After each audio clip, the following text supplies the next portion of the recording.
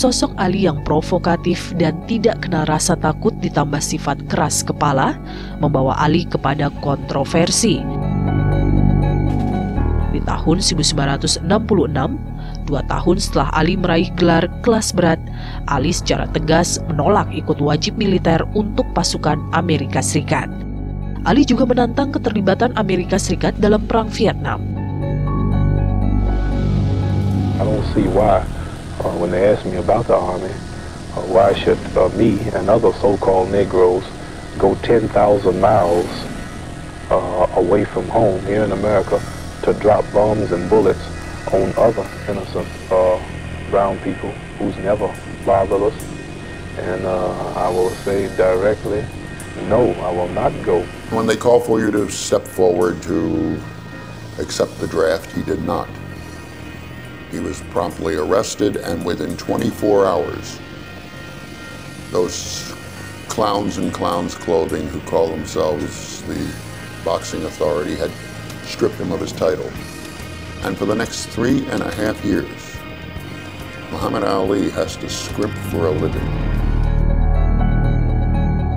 Ali mendapat kecaman dari berbagai pihak karena menolak mengikuti wajib militer dalam Perang Vietnam.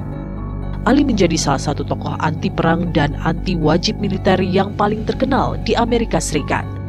Namun, sikap inilah yang menjadikan popularitasnya sebagai petinju merosot karena sikap membangkang pemerintah kala itu. 9 top Negro athletes meet with Cassius Clay to discuss his anti-draft stand. Says Brown after the meeting, the champ is sincere in his religious beliefs. He believes in his religion and his stand is based wholly on that. Clay's induction refusal cost him his title and he faces a possible 5-year prison sentence. He claims exemption as a minister of the black Muslim faith. Will you go into service as such? This would be 1,000% against the teachings of the Honorable Elijah Muhammad, the religion of Islam, and the Holy Quran, the holy book that we believe in. This will all be denouncing and defying everything that I stand for. This would mean, of course, that you stand the chance of going to jail as a result of not going into service. Well, whatever the punishment, whatever the persecution is for standing up for my religious beliefs, even if it means facing machine gun fire that day, I will face it before denouncing Elijah Muhammad and the religion of Islam. I'm ready to die. You're not apologizing for the unpatriotic statements that you made. I'm a champ of the world. This is athletic commissioner, and I'm here to fight for the title, and I'm just apologizing for what I said to the newspapers and to the press when I should have had these things to say, and they will now be said with the people themselves who are in charge of this. Mr. Clay, Muhammad Ali, sir. Mr. Muhammad Ali, either Yes, one. Just Muhammad Ali. When you appeared before this commission before, if I recall correctly, you said you were the people's champion? Yes, sir. Do you think that you're acting like a people's champion? Yes, sir. Sikap inilah yang menjadikan Komisi Tinju menjatuhi skors kepada Ali dan mencabut gelar juaranya. Ali dikenai larangan bertanding di Amerika Serikat pada awal tahun 1967 dan meletakkan gelar juara dunia kelas berat. Ali berhasil mengajukan banding di Mahkamah Agung Amerika Serikat di tahun 1971. Pada saat itu, Ali tidak bisa bertarung sama sekali selama hampir 4 tahun dan kehilangan kinerja puncaknya sebagai atlet tinju. Tindakan Ali sebagai penentang perang membuatnya menjadi ikon besar generasi tandingan. Salah satunya menginspirasi aktivis HAM warga Afrika Amerika Martin Luther King Jr. untuk menentang terhadap Perang Vietnam. In his comeback fight in October of 1970 at the Hyatt, Ali, who now has come back to great acclaim, particularly by the younger black audience, which has stuck to his ribs, part of which is because of his stance, part of which is because of his courage to speak out as a black man, and part of which is he went out to college campuses and they now were one with him, and they've all flocked to Atlanta, Georgia. And Ali, after shaking as many hands and signing as many autographs as he could, and he never turned down a request, goes in one of those bullet-like bubble elevators up to his floor, leaving the people on the first floor waving at him like a god ascending. Who do you want me to fight? Who do the press want me to fight? Who do you think you should fight? The best man. Who is the best man? Who do you think? I don't know. I'm gonna leave it to you. Find him. Tahun 1963 menjadi perjalanan karir tinju bagi Muhammad Ali untuk merengkuh gelar juara dunia kelas berat. Dan sebelumnya Ali harus menghadapi petinju asal Inggris Henry Cooper. Ali memprediksi pertandingan ini hanya pada ronde kelima Cooper akan bertahan.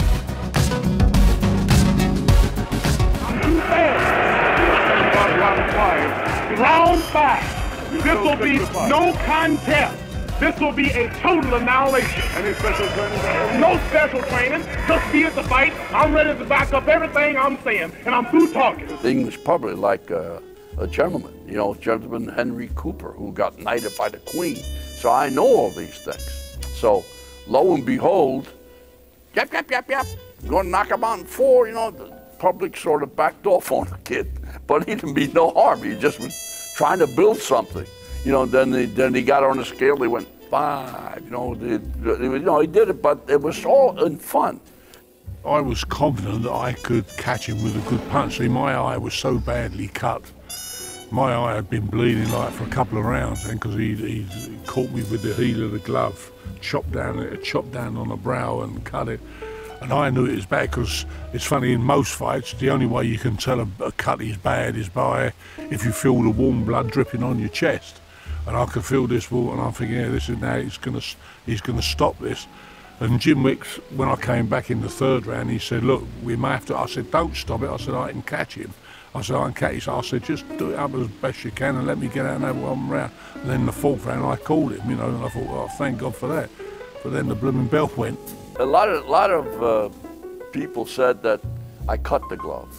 I actually didn't cut the glove. The glove was split in the very first round. It was split in the seam of the glove. So Muhammad naturally had his way with Cooper, and I kept quiet about it. What happened when Cooper hit him that left hook was a beauty. What happened was I ran across, brought him back to the seat, sat him down, chewed him up, put my finger in the leather and lifted it. Walked over to the referee and I said, this glove is split, you'll have to get a new glove. I didn't do nothing but help a situation. See, that's what you're there for. You try to do the best you can to help your fighter. But the eye was so badly cut, and he came out and he hit me on it about 2 or 3 times, and it started pumping blood, then the referee had to stop it. Ali did say, I'll stop him in 5, all right, and he did. Di tahun 1964 menjadi tahun yang menjadi catatan besar bagi seorang Muhammad Ali. Di tahun ini Ali mencatatkan kemenangan sebanyak 19 kali dan menantang juara dunia Sonny Liston. Pertandingan dramatis yang berlangsung pada 25 Februari 1964 di Florida, Amerika Serikat, ketika Ali menghadapi Sonny Liston untuk perebutan gelar juara dunia kelas berat. Ali meraih kemenangan TKO di ronde ke-7 dari 15 ronde yang direncanakan. Liston mengalami cedera pada leher yang membuatnya mengundurkan diri dari pertandingan. Dan Ali akhirnya meraih gelar juara dunia pertama di usia yang baru beranjak 22 tahun. We met to sign for the fight at a press conference with the boxing commissioners and everybody there. The promoter said to me, says, Ernie, says you have to train in Chicago at least 2 weeks ahead of the fight in order to sell the fight. Is that all right with you? I said, it's all right with me if it's all right with Clay. He said, Muhammad. I said, well, Muhammad. So why do you call me Clay? And why do you call me Clay and everybody's calling me Muhammad? I said, well, man, look, you told me your name was Muhammad. When I met you, I said, I just got used to Clay. I ain't told you nothing. You just an old Uncle Tom. And he pushed me. And then we started wrestling. What he did in the fight, he got caught me in a headlock. And he took his thumb, did like this, and he poked it in my eye. And the muscle that turned the eye got caught in that bone. And it would stay straight, it wouldn't turn. So, because it wouldn't turn, I would see one guy over there and one guy over here whenever he moved around. He was punctuating each punch with, what's my name? What's my name? Because they'd called him Clay, not Ali. was a cruel alley. And we tend to sweep that under the rug. But there was a cruel alley in there. And that was a little disturbing because we didn't want to see this. It's supposed to be a sweet science. It's a civilized sport. Barbaric though it is, it's legalized assault. There's got to be some niceties to it. This wasn't nice. I have nothing against him personally. He's a good guy. The people that he had around him, these dirty tricks people, that is what disturbed some of the fighters that he fought. 25 Mei 1965, Muhammad Ali mengadakan pertandingan ulang menghadapi Sonny Liston yang penuh kontroversi. Pukulan Ali yang cepat menimbulkan spekulasi di kalangan tinju yang menyebut pukulan Ali sebagai phantom punch. Pukulan itu begitu cepat hingga tidak tampak mengenai Liston yang roboh. Isu yang berkembang saat itu termasuk suap dan ancaman orang-orang berpengaruh terhadap Liston dan keluarganya. Namun Liston membantah semua itu dengan menyatakan pukulan Ali menghantamnya dengan keras. And I want to make one prediction. I'm not calling around. I predict that when I meet Joe Frazier, this will be like a good amateur fighting a real professional. This will be like a kid out of the Olympics meeting the fastest heavyweight champion that ever lived. This will be no contest. I just look You're not fighting Glory, you're not fighting Oscar Bonavera, you're not fighting Sonny Liston, you fighting Joe Frazier. 8 Maret 1971, Ali kembali ke atas ring menantang juara dunia Joe Frazier di New York, Amerika Serikat. Namun, Ali kalah di ronde ke-15. If Joe Frazier whoops me, I'm getting on my hands and my knees, crawl across the ring, look up to you, say you're the champion. Well, I tell you what, I don't know, you might not be on the floor. If he whipped me, I'll crawl across the ring to him. But in this situation, he ain't gonna be on the floor. I gotta walk over him. I feel like Muhammad was a little nervous on the basis that we're Joe Frazier, I'm on. Something like that. He was just psyching himself up. That, you know, hey, I gotta get ready. Joe Frazier, I'm the greatest, I'm gonna whip you. You know, he's the guy, gotta get himself ready. I mean, I didn't do that. I was ready. I mean, I was ready from day one when he started talking about fighting each other. So therefore, he had to hyper him on himself. You had two undefeated heavyweight champions, you'll never have that again, fighting in the then mecca of boxing, Madison Square Garden, in the biggest city in the world of communications. Their pictures had been on the front of Life magazine. Their pictures had been on the front of every magazine. They had made commercials. They were the first two athletes to ever be guaranteed over $1 million. 2.5 apiece. 2.5 rounds. Frazier couldn't get near Ali. Just pop, pop, pop, pop, pop, pop. Then he kept closing and closing and closing the area between them ever closer. And his pre-fight prediction that I'm a small piece of leather but well put together was holding true. I don't know how Muhammad survived the 11th round. It was like he was on a ballet dancer. He got nailed and he was reaching out and trying to grab on Joe. I don't know how he survived the 11th round. And I asked my trainer when I got back to the corner, what's holding him up, Yank? I said, Yank, what's holding this man up? I said, you just go back where you left off from. So he fall after a while. And he did. Naturally, I'm biased. I don't think Muhammad lost that fight. But then we wouldn't have the other two fights. See, that knockdown in that last round, Muhammad had two bad rounds, 11th round and the 15th round. When you talk about the butterfly, you gotta think about the man who faced the butterfly, who took him down. Where that he was the guy saying that, Joe Frazier, if you knock me down, I'll crawl across the ring on my knees and say, you are the greatest. He was trying to get to the hospital after the fight. After the fight, for the next 2 days, Ali was taken to a hospital. Frazier was taken to a hospital.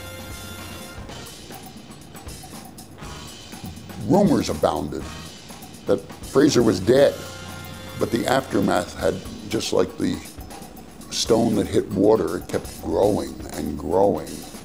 And with it, too, the legend of Muhammad Ali, who had given everything he had and more in a losing cause.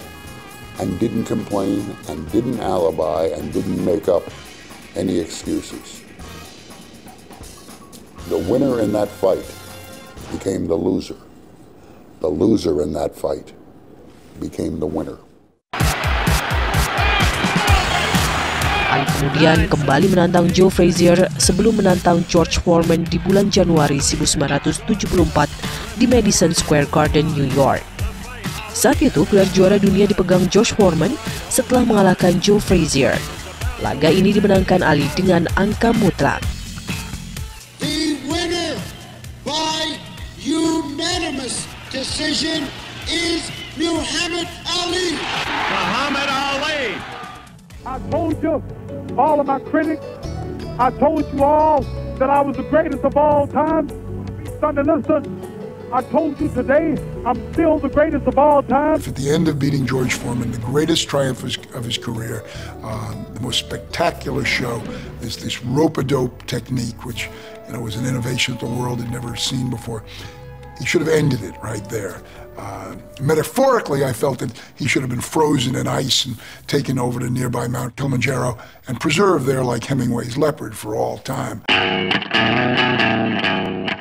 Pada 30 Oktober 1974, Ali menjalani laga bertajuk Rumble in the Jungle. Muhammad Ali kembali merebut gelar juara kelas berat WBC dan WBA setelah menumbangkan George Foreman di Kinshasa, Zaire, Kongo, Afrika.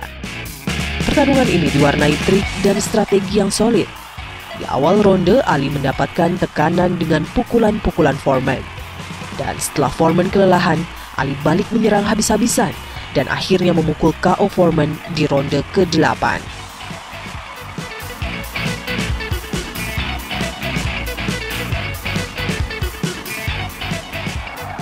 Laga selanjutnya bertajuk Thrilla in Manila, terjadi pada 1 Oktober 1975. Kala itu Presiden Ferdinand Marcos memboyong laga Ali versus Frazier ke kota Manila, Filipina.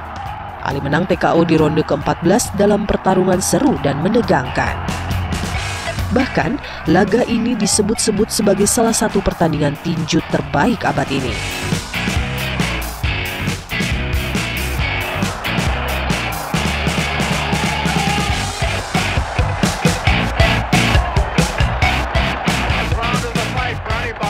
Frazier yang kelelahan akhirnya menyerah dan tidak ingin melanjutkan pertandingan pada istirahat jelang ronde ke-15.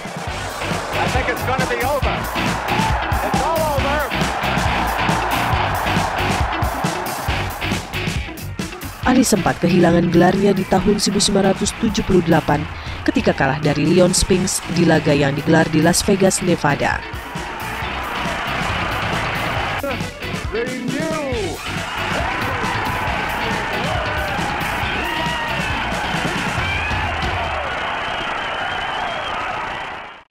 Namun, di tahun yang sama, tepatnya 15 September 1978, Ali kembali bertanding dan mengalahkan Leon Spinks dengan kemenangan angka di laga selama 15 ronde. Laga yang berlangsung di New Orleans, Amerika Serikat, Ali mengukuhkan diri sebagai petinju pertama yang merebut gelar juara kelas berat sebanyak 3 kali. Pada 6 September 1979, Ali menyatakan mundur dari dunia tinju dan gelar dinyatakan kosong.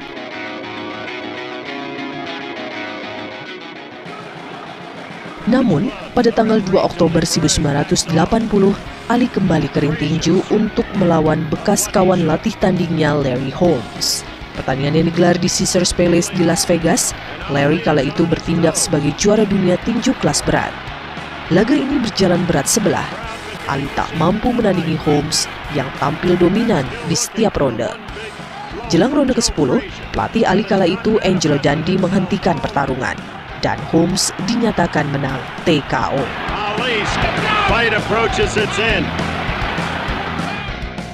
Pada 11 Desember 1981, Ali yang sudah dalam kondisi uzur mencoba kembali ke dunia tinju melawan Trevor Berbick di Bahama. Laga ini diberi tajuk Drama in Bahama. Dalam kondisi renta, Ali tampil lebih baik daripada ketika menghadapi Holmes. meski akhirnya kalah angka di 10 ronde. Unanimous decision for Trevor Berbick. Well, there you have it. Setelah pertandingan ini, Ali benar-benar pensiun dari dunia tinju.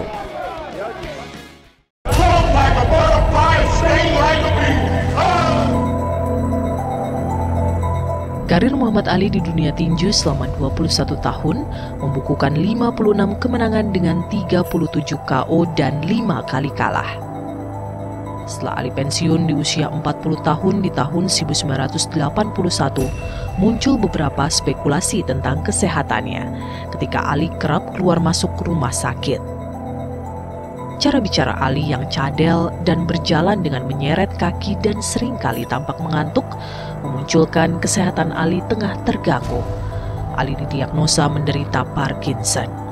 Gejala penyakit ini sebenarnya telah tercium oleh pihak medis sebelum Ali menjalani laga kontra Larry Holmes. Laporan medis dari Mayo Clinic menyatakan Ali menderita gejala sindrom Parkinson seperti tangan gemetar, bicara yang mulai lamban, serta indikasi adanya kerusakan pada selaput otak. Namun, promotornya kala itu Don King merahasiakan hasil medis ini untuk menjadikan laga kontra Holmes tetap berlangsung. Dan sebelum pertandingan berlangsung, dokter pribadi Ali yang telah bersamanya selama puluhan tahun, Dr. Ferdi Pacheco, mengundurkan diri karena Ali tidak mau mendengar nasihat dan memilih untuk mengacuhkan arahan Pacheco yang menolak pertandingan Holmes. Looking at obscene monstrosity called Parkinson's disease right in the eye and say, screw you. I went to the mat 3 times with Joe Frazier. I went to Africa and fought the giant who was never supposed to lose. You think Parkinson's disease, you're going to stop me? You're not going to stop me. I'm going to go. And as Parkinson's got the upper hand and continued to go, I'm going to light that damn flame in Atlanta. Don't tell me I can't do it. It fulfills every quality you need for a dramatic figure. And on top of that, make it better, he's handling the disease just as good as he did boxing. He's getting the most out of the disease. The guy's milking the disease, and he's sick. There's no question about it. He just will not knuckle under. And so what's he saying? He's saying to everybody who's got a bad disease, don't stop and get in your bed and feel sorry for yourself. Get up, go someplace. If the Queen of England, the President of the United States, the Pope, and Muhammad Ali walked down Fifth Avenue, a lot of people would say, who are those 3 people with Muhammad Ali? He was definitely the most recognizable human being on earth. Pada Desember 2014, Ali sempat mendapatkan perawatan di rumah sakit karena menderita pneumonia ringan. Ali kembali dirawat di rumah sakit pada 15 Januari 2015 karena menderita infeksi saluran kemih. Meski sehari setelahnya, Ali dapat keluar dari rumah sakit. Dan pada 2 Juni 2016, Ali kembali dirawat di rumah sakit karena masalah pernafasan. Meski kondisinya sempat stabil, di hari berikutnya kondisi Ali semakin buruk. Dengan kondisi yang makin parah, Ali akhirnya meninggal dunia pada Jumat 3 Juni 2016 di Phoenix, Arizona. Ali meninggal pada usia 74 tahun. Seusai dipastikan meninggal dunia pada Jumat malam, seluruh dunia seolah terhentak kehilangan sosok legenda besar. Sejumlah acara untuk mengenang Ali digelar di sejumlah tempat, termasuk di tempat kelahiran Ali di Louisville, Kentucky, Amerika Serikat. Penghormatan dilakukan dengan cara menurunkan bendera setengah tiang. Di Englewood, California, acara mengenang Muhammad Ali diisi oleh pidato singkat mantan Presiden Amerika Serikat Bill Clinton. Clinton memberikan komentarnya tentang sosok Ali. He made decisions and he lived with the consequences of them. And he never stopped being an American, even as he became a citizen of the world. We inspired people all over the world. And then later, he came down with his very serious health problem. Tak ketinggalan Presiden dari Kuba, Raul Castro, yang juga merasa kehilangan sosok Muhammad Ali. Nuestro mensaje de condolencias y solidaridad a la familia del gran campeón de boxeo Muhammad Ali.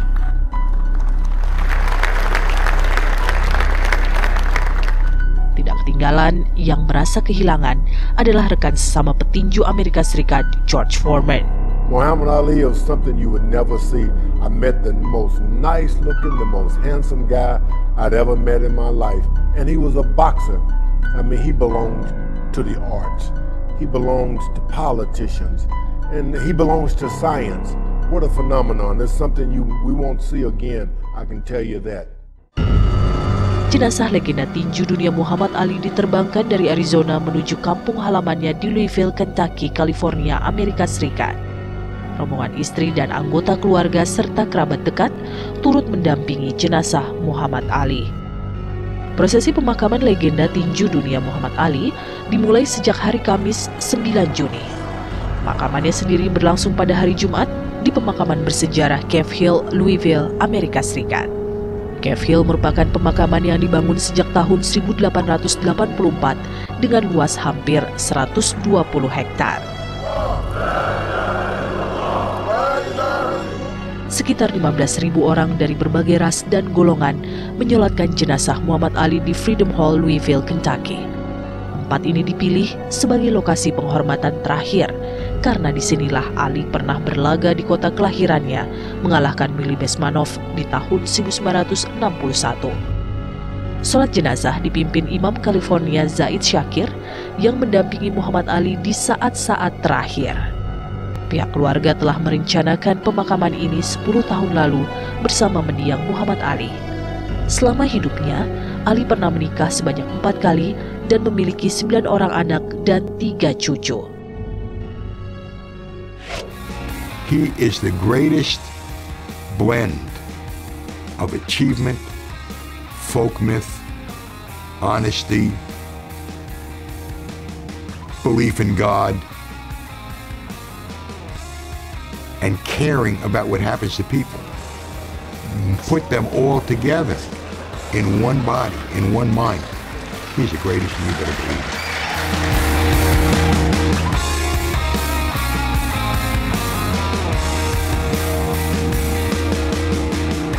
This might be my last fight tonight. A great possibility you probably saw the last of Ali.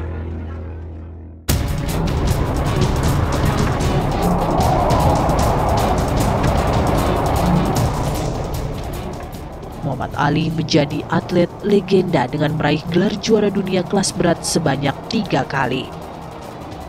Selain menjadi atlet legenda, Ali juga menjadi ikon budaya dalam memperjuangkan hak-hak warga kulit hitam dan pejuang muslim.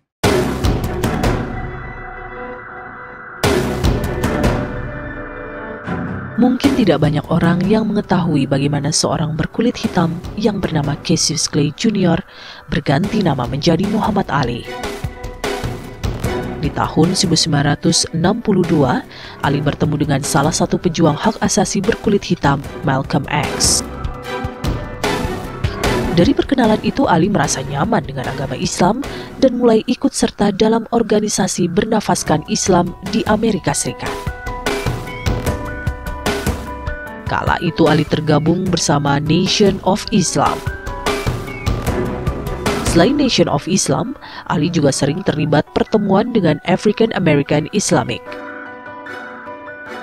Malcolm X yang mengubah cara pandang dan hidup Ali dalam melihat agama Islam secara menyeluruh.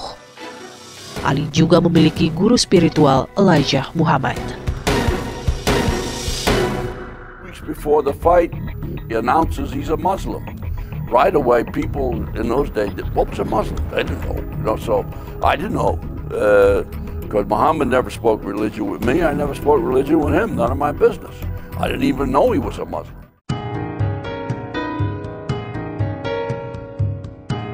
Dan pada akhirnya di tahun 1964, Ali mendeklarasikan diri untuk memeluk agama Islam.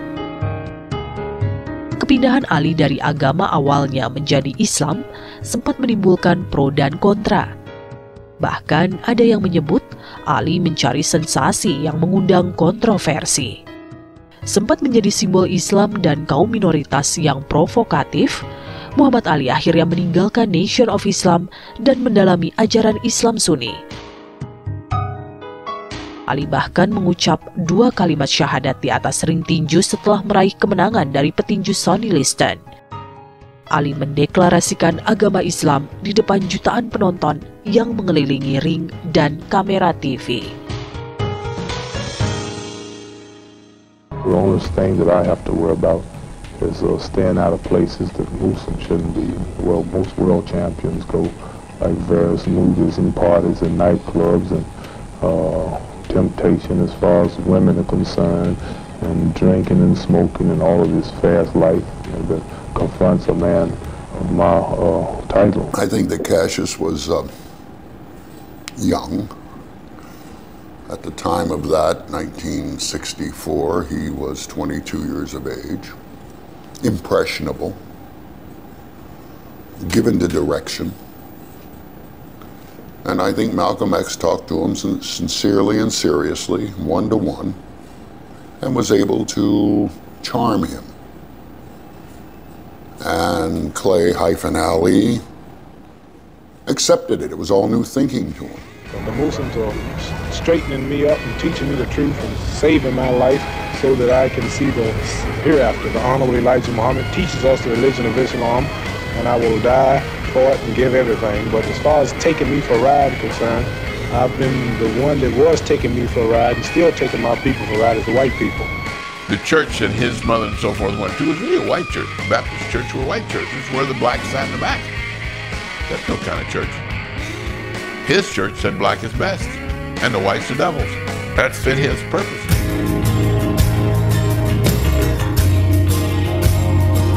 Dan setelah memeluk agama Islam, Muhammad Ali melepaskan julukannya sebagai The Greatest, mengingat dirinya hanya manusia biasa dan hanya ada satu yang terbesar di alam semesta ini. Dalam perjuangannya sebagai Muslim, Ali giat berdakwah di Amerika Serikat dan aktif mengkampanyekan solidaritas dan persamaan hak. Tidak itu saja, Ali juga banyak menjalankan misi kemanusiaan dan perdamaian ke seluruh negara. Ali tidak hanya menjelma sebagai legenda tinju, tapi juga legenda bagi umat Islam seluruh dunia.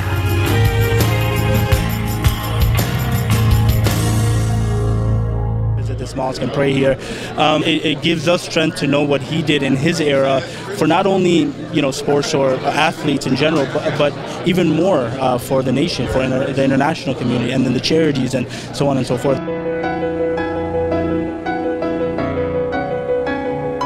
Lewat perannya yang aktif dalam mempromosikan perdamaian, tanggung jawab sosial, dan penghormatan, Ali mendirikan lembaga non-profit Muhammad Ali Center di tempat kelahirannya, Louisville, Kentucky. Sikap inilah yang menjadikan Muhammad Ali sebagai panutan bagi warga sekitar dan menjadikannya seorang Muslim sejati.